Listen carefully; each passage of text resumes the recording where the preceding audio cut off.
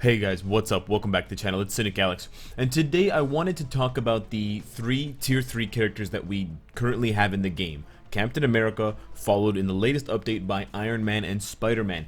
And I wanted to address the new prevailing feeling in some parts of the community, because it's still very rare for people to have tier 3 Iron Man and tier 3 Spider-Man. They have only been out for a couple weeks now, less than 2 weeks, whereas Captain America has been out for a month. But the prevailing message that I'm hearing from some people is that they're not very impressed with tier 3 Iron Man and tier 3 Spider-Man. And so I wanted to talk about why that may be the case. I wanted to explain why that's actually not a bad thing necessarily, and then I wanted to lead off with some suggestions I have for you if you come to the crossroads of who should I tier 3, and then I want to get into some action, some gameplay for Captain America to show you why I think he is the best tier 3 character right now. And of course, my opinion is a little bit biased or a little bit incomplete because I don't have Spider-Man tier 3, I don't have Iron Man tier 3. However, I've scoured the internet, I've scoured Reddit, I've looked at videos, I've watched gameplay, I've rewatched and replayed, and I'm getting confirmation of a lot of the ideas and assumptions that I had made about Spider-Man and Iron Man based on the text that I read from their tier 3 abilities. Now, of course, once I have them tier 3 and I'm able to test it, I'll have my final and most accurate assessment, but I don't think it's going to be very far off. So I am a little bit not disappointed, but I am a little bit indifferent about Iron Man and Spider-Man being weaker than Captain America for tier 3. And primarily that is the case because they're different characters and they do different things. And I think rather than making every character super powerful, I think a tier 3 ability, and I think in large part we want the game developers to design characters to be unique. So a lot of people are complaining that Iron Man, for example, his tier 3 ability is not very good because his illusions or his summons, his house party protocol, only has 60% of his stats. And as we know, summons that have less than 90% are usually very weak. They just don't do enough damage, they don't have enough health, they don't last long enough.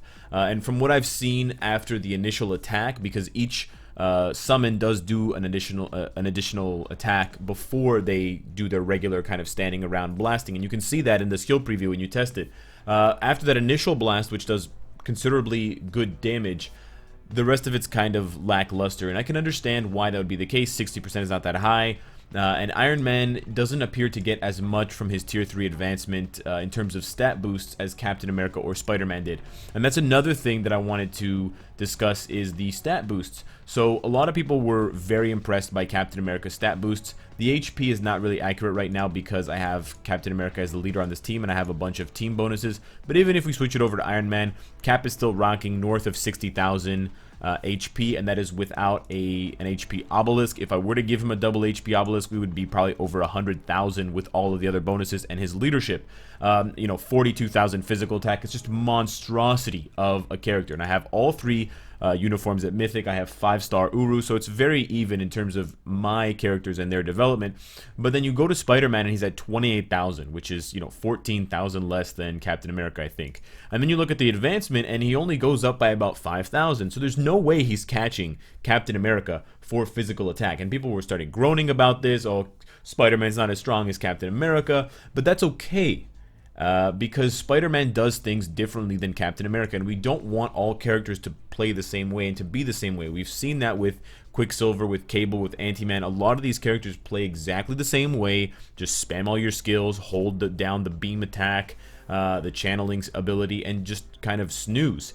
And that leads to stagnant gameplay, that leads to a boring meta, and that leads to content that's very difficult for Netmarble to build around because all of the characters are basically the same.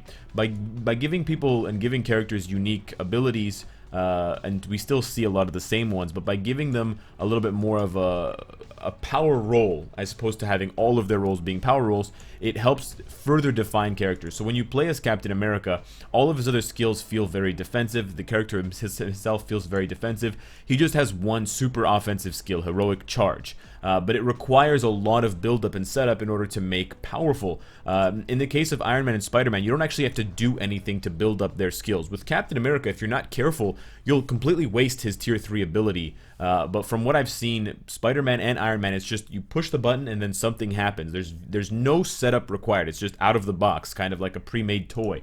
So in Iron Man's case, just whenever you're ready, you summon the clones. They do a whole bunch of damage with their initial attack. It has those effects there: ignore defense, invincibility, stun, all defense down, and then of course the penetration, which is very meta for PvP, but really not that important for PvE. And then the summons will be there and they'll do something. Iron Man already has summons, by the way, with mass fire, so he doesn't really need another type of clone to take aggression away or to take focus away from him. He already has that. So he really only needs his tier 3, his house party protocol, for that initial blast and for those other effects. But there's no setup required.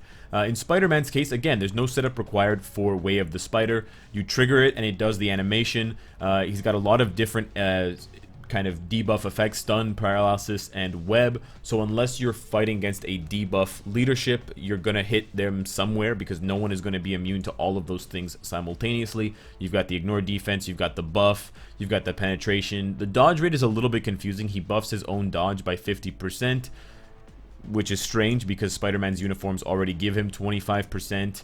And he's got other ways of getting dodge, so he's basically already capped on his dodge without that buff. And then he's got ignore dodge by 40%.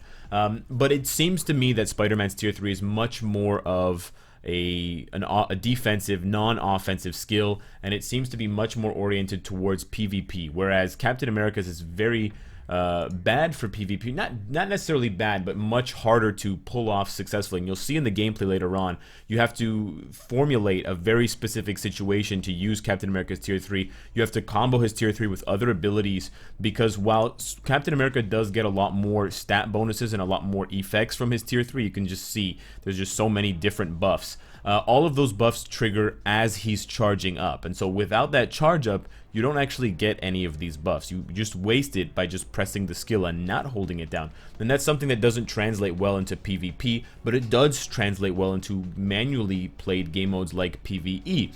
So for those of you out there, and I want to address that question because I know it's going to come up, who should I tier 3? Well, you do need different Titan records: blast, combat, or speed. You need all of the other resources the same. You need the dimension dust, you need the black antimatter for the gear, you need those Titan component packs, and you need, of course, the all elusive cosmic cube fragments. I would say tier 3, the character that you love the most. If you're out for the highest ABX score, I think Captain America is your best bet. If you're out for the best PvP impact, it's probably going to be Spider-Man. But it really doesn't matter. I think at the end of the day, for these tier 3s, the character that you love the most, the character that you want to dominate the most, is the one that you're going to have fun with, and that's the one I would suggest you to choose, regardless of whether one character appears to be more powerful than the other. Another thing I wanted to point out just very quickly: Captain America gives himself an accumulation effect with his tier 3 skill, Heroic Charge. It accumulates 150% of the damage, which cannot exceed 15% of his HP, but then for every 1% of HP that he loses, he gives himself 15% attack bonus. So the maximum bonus that he gets if he takes enough damage is 15 multiplied by 15. Now that's a big number. I did the math ahead of time. It's 225% all attack. And you're going to say, whoa, Cynicalex, that's huge. I've heard that before. But you've also seen it before on Sharon Rogers, his daughter. She has a 15% increases attack by 15%. It's the exact same numbers. And we had never seen a character like this before Sharon Rogers.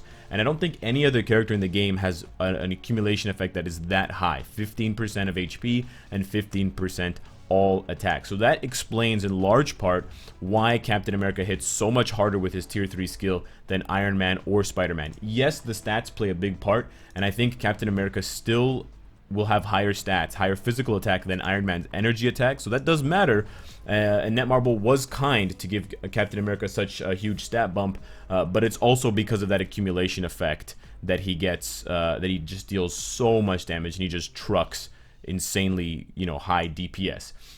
Finally, if I were to give you guys an explanation for why these characters are different and why you might feel underwhelmed when comparing Spider-Man Tier 3 to Captain America Tier 3, is frankly, in my opinion, balancing.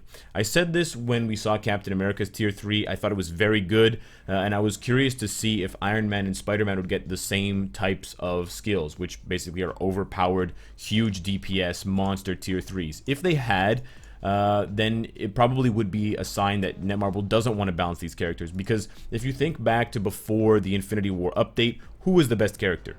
Spider-Man. Who was the second best character? Probably DPS-wise, definitely Iron Man. Captain America was only useful before Infinity War as a tank. His damage was basically 0, and he was just there to absorb as much punishment as possible. Now comes Infinity War, and they completely flipped the script. Yes, Captain America can still take a lot of punishment. You see him in some battles with over 200,000 HP, but he can also dish it out now too. And, are these three characters completely, perfectly balanced after they're all Tier 3s said and done? Probably not. There's probably still going to be some wiggle room where one is better than the other, one is stronger, one is more useful here or there, but it's much closer, and there isn't one clear definitive winner if you consider all game modes collectively, if you consider Marvel Future Fight collectively, rather than just focusing on one specific game mode. And I think that's perfect. I think that's the most that we can hope for a fully balanced game. To have characters where, yeah, this one character is really good in this mode, not so good in another one. This one kind of so-so in all of them. But overall, they all bring something unique and something fun and something very useful to the table. So the last thing I wanted to do was show off a little bit. I'm not going to do the full 3 minutes because it's too long, but I want to show you about a minute and a half of Captain America against Extreme Alliance battle. And this is where I think he shines the most, because honestly, his Tier 3 skill does so much damage in PvE scenarios that he just kind of happens and then everyone's dead. The only other game mode that you can really see it happening multiple times and you can see the full impact is like high level 20 plus World Boss Ultimate. But there's a lot of setup. In addition to actually having the setup of building up the Tier 3 skill to 100%, which is of course the first thing that any character will need to do, Captain America has a couple of other kind of prerequisite things that he needs to trigger. The first one is guard break immunity, because Cap actually doesn't have guard break immunity on his 6th skill. So while he's sitting here charging, if you haven't given him guard break immunity from his... and I just got guard broken.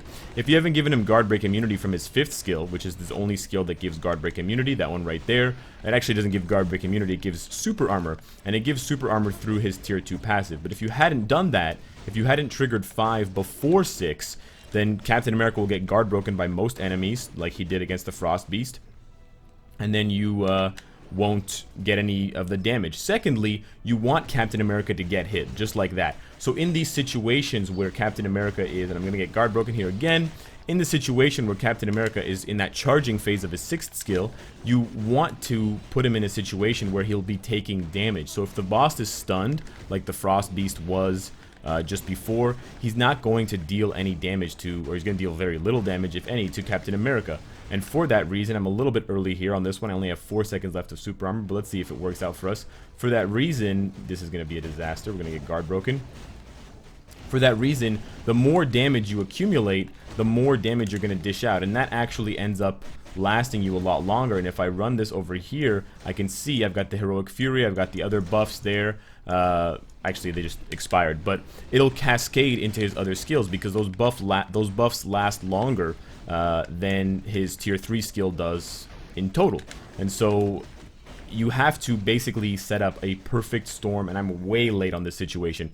You have to set up basically a perfect storm scenario. See, this is really bad because I was too far away from the Frost Beast, I wasn't getting hit, triggered the damage proc too late, and so there's so many different things at play. So in total, I think that all 3 of the tier 3 characters are good in different ways. I think they're also going to benefit different play styles. If you're a character or if you're a player who likes to play characters that are very technically demanding and mechanically rewarding, like Captain America, you'll enjoy his tier 3 ability. If you just want to press a button and see something really cool happen, like a bunch of Iron Man costumes or a bunch of webs, Spider-Man or Iron Man might be more your cup of tea. If you want to be really competitive, you have different choices. If you just want to have fun, PvP, Maybe another character is your best choice. So let me know what you guys think of this breakdown and assessment and kind of accumulation of different thoughts and feelings that I have and that the community has about tier 3s. Let me know what you think of the 2 or the 3 tier 3 characters that we have. Who's next for tier 3? And do you feel as though Netmarble is balancing for tier 3, or do you think there's something else going on altogether? Let me know what you think. I'll be reading the comments down below. Subscribe if you enjoy the content and you want to support me. Hit the bell if you don't want to miss any of my content. And of course, if you like what you see, I hope to see you again tomorrow. Take care.